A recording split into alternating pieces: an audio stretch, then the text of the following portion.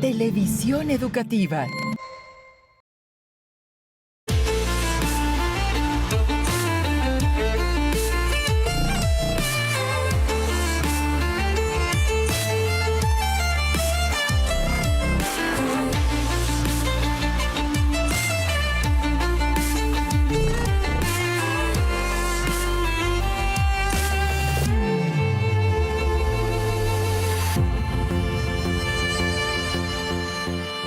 Apariencia desnuda, el deseo y el objeto en la obra de Marcel Duchamp y Jeff Koons, aún, es la gran exposición que llega a México y América Latina en el Museo Jumex. La muestra reúne el conjunto de dos importantes artistas del siglo XX y surge del paralelismo que establece sobre las obras de ambos artistas el curador Massimiliano Gioni. Siempre me han gustado el dadaísmo y el surrealismo, ha dicho en varias ocasiones Koons, estadounidense creador de arte conceptual, minimalista y pop. Un artista vivo, quien acepta que en su obra Picasso y Duchamp son figuras muy influyentes. Esta exposición propone una serie de afinidades efectivas y electivas entre ambos artistas, donde cuestionan la función de los objetos y el encanto de las mercancías, además de proponer nuevas formas de pensar el arte y el yo. En Cuenta Conmigo platicaremos con Julieta González, directora del Museo Jumex, y tendremos también los comentarios de nuestros amigos en Novedad de la Patria. Y para conversar sobre esta exposición estamos con Julieta González, que es directora artística del Museo Jumex.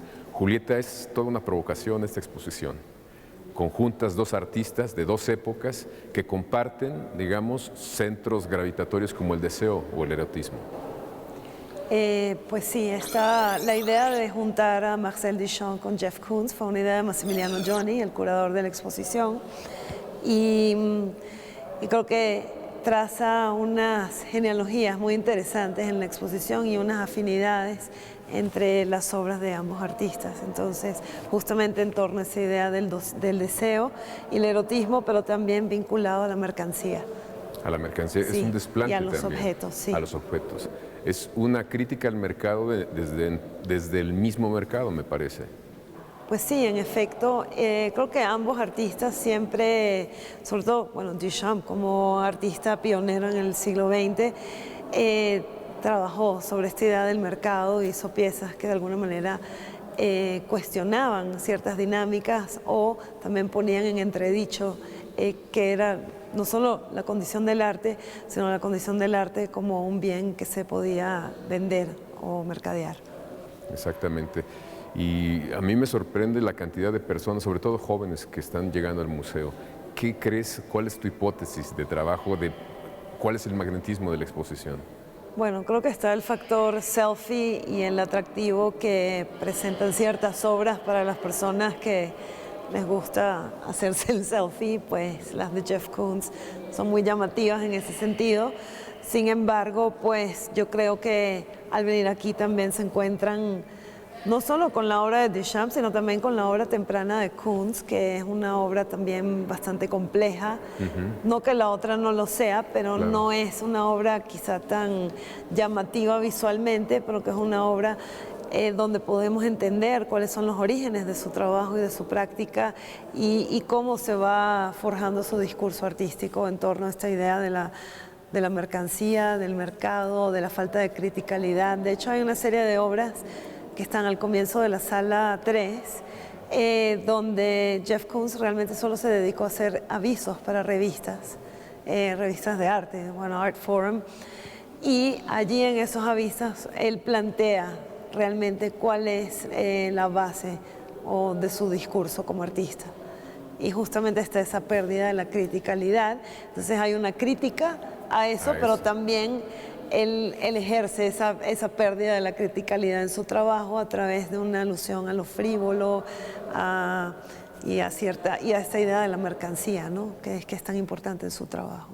Y curiosamente lo pasajero de las mercancías, su caducidad está programada incluso, pues ha creado fenómenos como estos en donde la temporalidad cambia. Son obras que permanecen finalmente. Es lo que le ha pasado a Andy Warhol también. Exactamente, sí. Eso, digamos, es otro elemento a considerar en la exposición. Hay varios ejes, sí, digamos. Es el erotismo, el deseo, la apariencia, que es muy Sí. clave en Marcel Duchamp, no sé qué tanto en Kunz. Bueno, luego también hay toda una investigación sobre el inconsciente también en el trabajo de ambos artistas. De hecho, esta sala donde estamos contiene obras que de alguna manera apuntan hacia eso. Esta serie Celebration la hace Jeff Koons en un momento en el que siente mucho dolor por estar separado de su hijo, el hijo que tuvo con la chicholina, y que en el proceso de divorcio y de separación ella lo secuestra. Y entonces estos juguetes gigantes son un poco el reflejo de ese deseo del artista de estar con su hijo, pero por otro lado, como dice Massimiliano, también hay como una serie de lecturas un poco psicoanalíticas que se pueden dar aquí, sobre todo en esta pintura que está aquí atrás, que se llama Grotto, donde está la idea de destetar al niño de la madre, por eso está el cereal, la leche, pero entonces él la coloca con Pierre de Touché de Duchamp, que es un seno. Entonces hay como una serie de lecturas sí, que hace también el curador, ¿no? A partir de esta idea ya un poco más psicoanalítica, una lectura más psicoanalítica del trabajo. Sí. Al ver estas cosas, sobre todo en el público que no asiste mucho a los museos, me da la impresión que ellos pensarán que los límites del arte se rompieron o son otros o no los tenían claros. ¿Tiene límites el arte?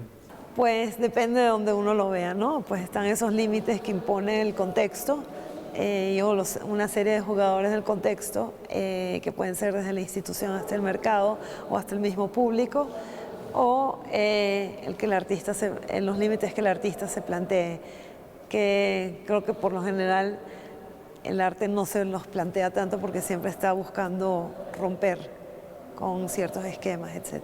¿Es provocador por naturaleza? Pues en ocasiones sí. Sí, hay otros momentos en que continúa, ¿no? Toda una tradición. Sí. ¿Y cómo entiendes el fenómeno de que, por ejemplo, artistas como Duchamp tengan una continuidad, digamos, en Kunz de alguna manera o de muchas maneras, sigan teniendo presencia en nuestros días? Porque lo de Duchamp fue en los años 30, ¿no? Del siglo XX. Justamente el trabajo de Duchamp fue tan radical que pasaron décadas para que realmente hubiera rupturas que llegaran a sobrepasar esa radicalidad de sus propuestas. Entonces, pues en ese sentido sigue siendo un artista muy vigente y pues fuente de inspiración para muchos otros activos hoy en día. Veo que tienen obras muy interesantes, por ejemplo, emblemáticas como ese desnudo bajando por la escalera, sí, que es, yo creo, que el inicio de esa gran ruptura que él propone. Duchamp en un momento se opone a la pintura o decide que él no va a pintar más, pero deja también una serie de mensajes al respecto. Por ejemplo, esto nos lo explicaba Thierry Deduve cuando recorríamos la exposición con él, porque hay una serie de mensajes secretos. Si bien esas son las últimas pinturas como tal de Duchamp, él empieza a hacer una serie de obras donde pinta de otra manera. De hecho, el Ready Made, donde está el peine allá arriba, que je peigne en francés es que yo pinte o que yo peine.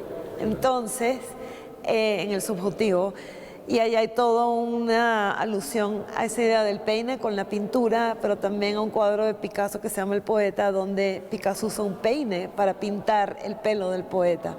Entonces, luego hay otros elementos, Apollinaire Enameled, es como la que está aquí atrás, sí.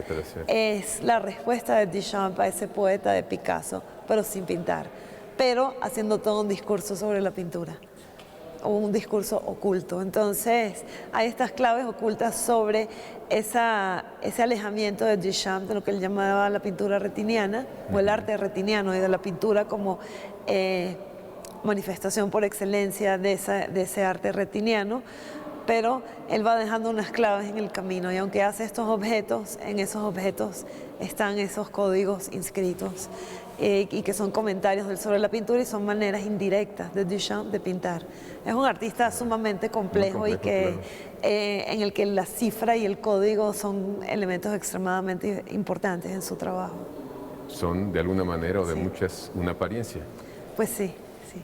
La apariencia desnuda que decía, bueno, que está en la exposición y sí, Octavio Paz. Hay unas fotografías en donde Duchamp aparece, digamos, trasvestido o mimetizado Sí, en otro sexo. También fue un vanguardista en ese sentido, ¿no? absolutamente, sí. Y esta idea de crear otra persona en esa persona de José Lavie es pues también un gesto muy radical para ese momento y donde ya entonces plantea problemas de la identidad que podemos ver que recuperan artistas de la generación de Koons como Cindy Sherman, por ejemplo, o incluso Richard Prince en una obra que hace con Cindy Sherman donde los dos se visten de la misma persona pero ninguno es esa persona. Entonces esta idea de la identidad que también fue muy importante en el arte de los años 80, creo que toma mucho de ese gesto duchampiano de José Lavie. Y además José Lavie era un ente mercadeable, se vendía también, era un perfume. ¿Qué obras debemos tener especial cuidado en mirar, precisamente para ver estos guiños a otros artistas o al público mismo? Pues yo creo que las de Duchamp en particular son muy interesantes en ese sentido. También las de Koons, que quizás son las menos monumentales suyas en la exposición, como esa serie de los anuncios para la revista Art Forum, que para mí son de las obras más geniales de Koons y que están en la exposición. De los primeros trabajos de Koons de sus exposiciones más tempranas, como las Hoovers, o sea, las aspiradoras. De hecho, en la exposición están representadas prácticamente las dos primeras exposiciones de galería individuales de Koons, que fueron Luxury and Degradation y Equilibrium, y están muy bien representadas en la exposición. Creo que también dan muchas claves para entender lo que es ese artista y para entender, por ejemplo, este tipo de piezas que hoy en día pues tienen otro atractivo por la cuestión de la selfie, pues. Claro, pero ¿qué claves tú nos compartes? Y para mí la sala que es muy importante también es la donde donde Massimiliano Gioni establece este paralelismo entre Étant donné, que es la última obra que realiza Duchamp durante 30 años, casi no en el anonimato, pero muy sin decir, exacto, sin decir que estaba haciendo arte, y la serie de obras que hace Jeff Koons con la Chicholina. Y creo que ahí el curador establece un paralelo bastante interesante entre los dos artistas que vale la pena también observar y apreciar. Sí. Claro.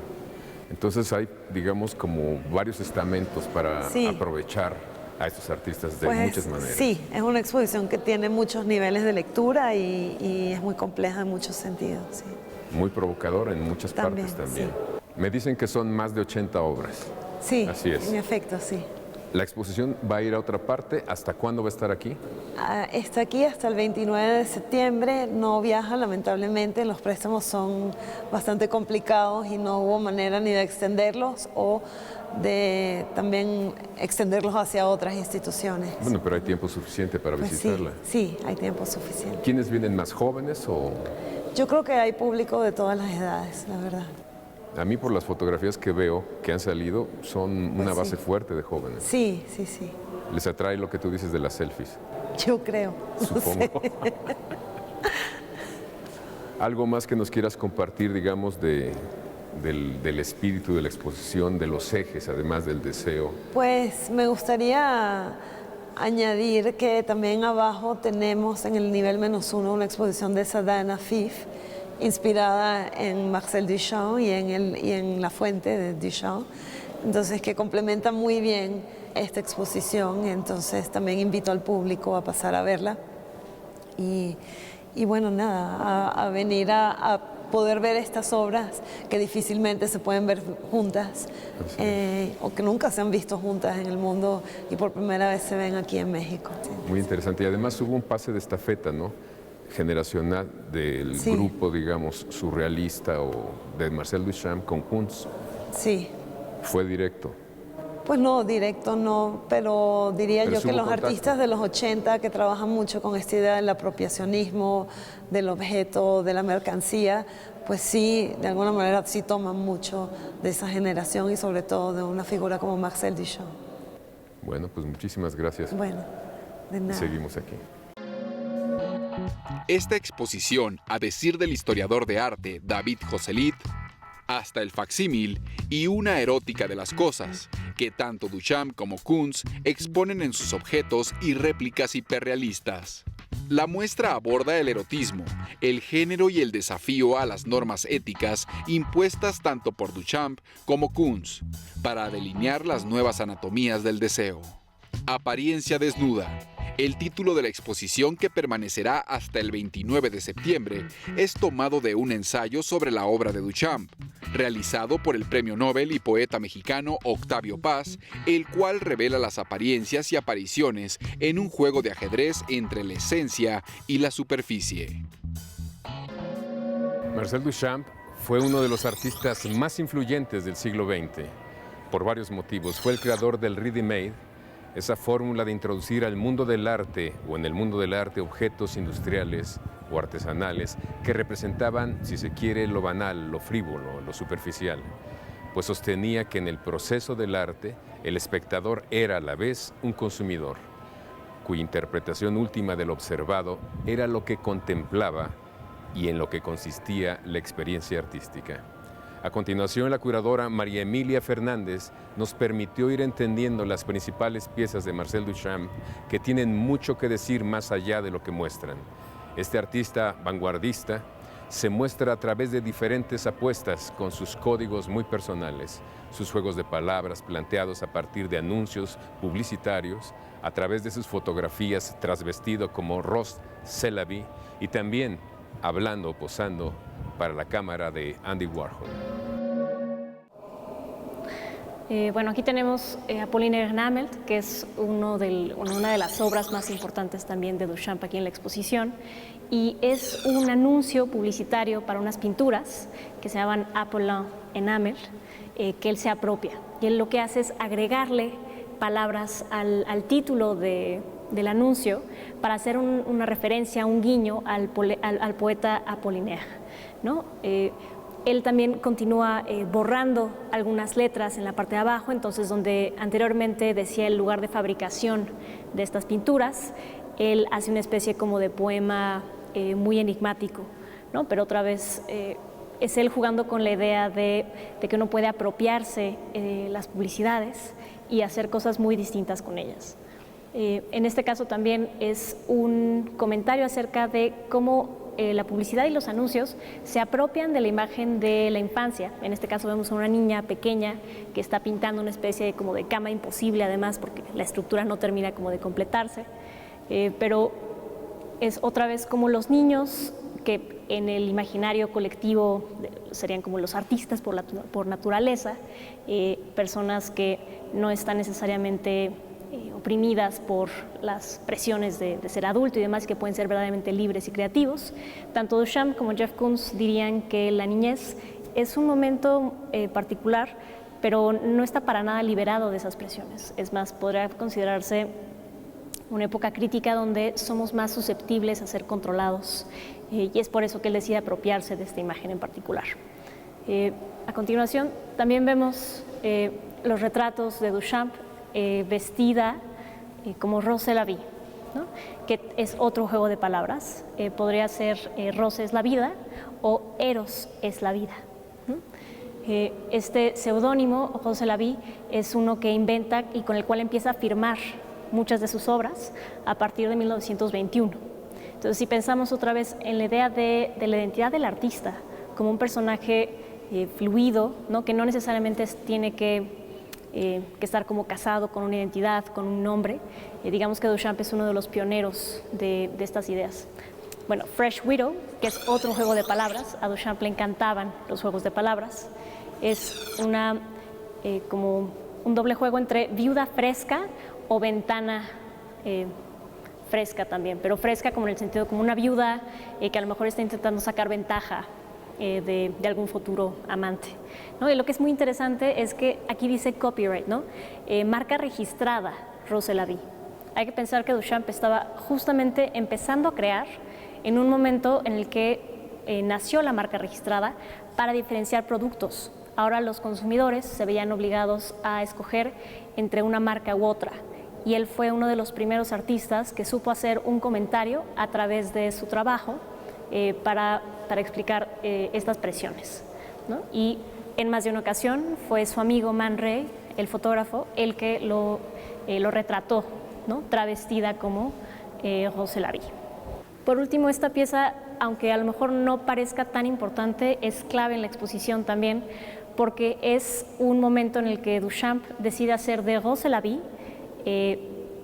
a través de un segundo personaje como Belle Hélène, una marca para un perfume que él inventa, ¿no? Este es literalmente la botella de un perfume que él diseña, otra vez con ese juego de palabras de Belle Hélène, que sería como algo así como buen aliento, pero es algo que en francés solo se utiliza como para decir mal aliento. Entonces él sale ahí como muy, pues nada, como justamente como posando para su retrato de marca, y otra vez lanzando la idea de que el consumidor, espectador, tiene todo el tiempo que estar eligiendo, y en el acto de elegir es que hay una propuesta artística.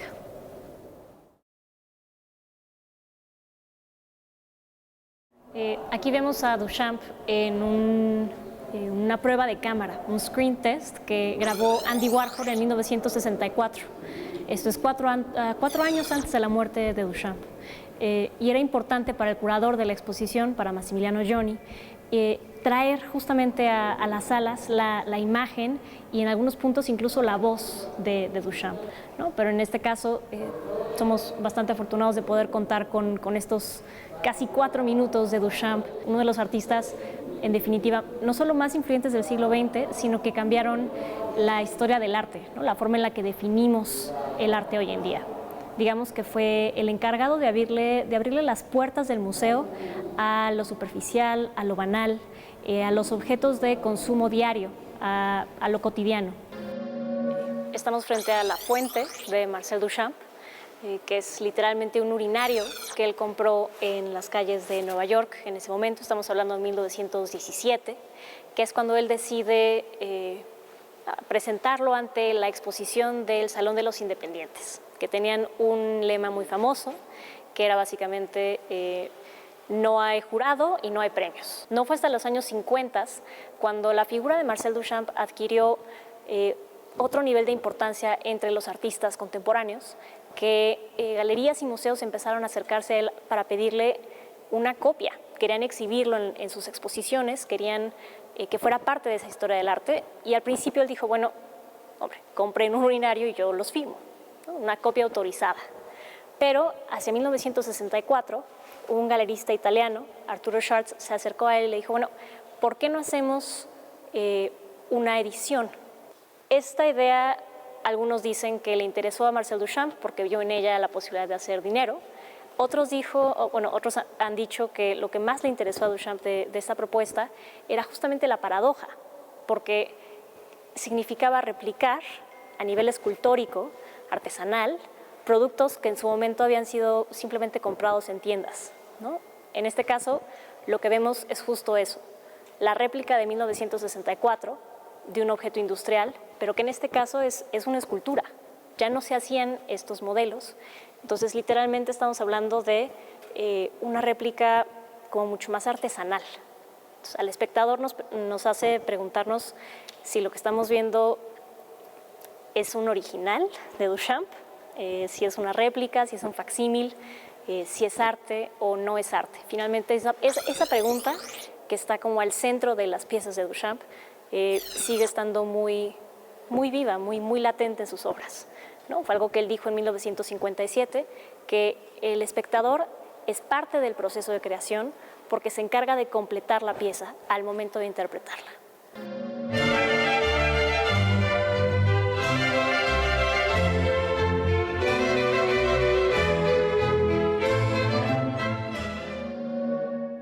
Y ahora los invito a que escuchemos La novedad de la patria.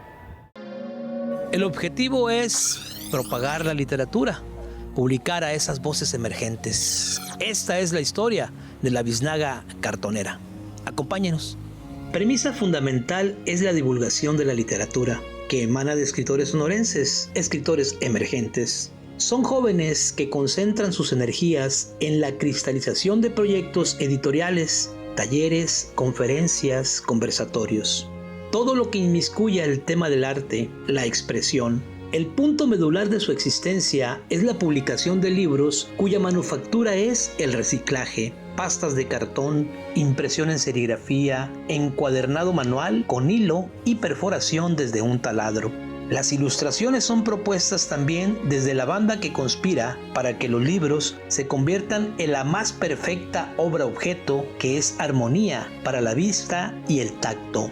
Sus títulos parten del ejercicio de la democracia, convocatorias abiertas para quienes escriben, la selección más honesta, el dictamen de los que saben de cuestiones literarias. En este ejercicio de publicaciones, la nobleza abunda, porque los integrantes de la Biznaga Cartonera, mote preciso de esta empresa independiente, comparten el conocimiento.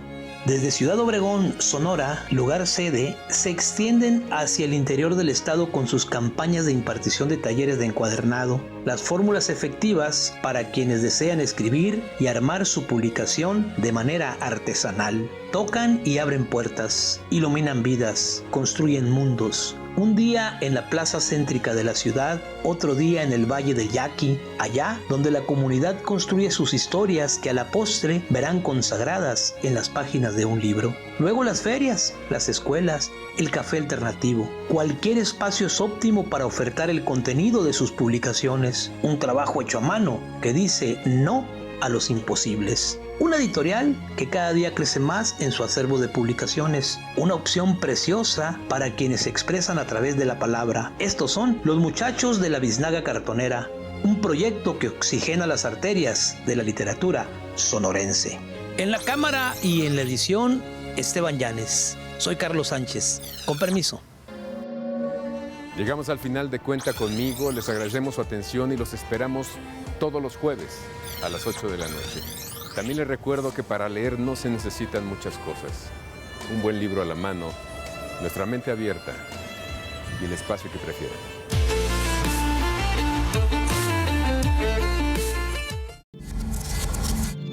Televisión educativa.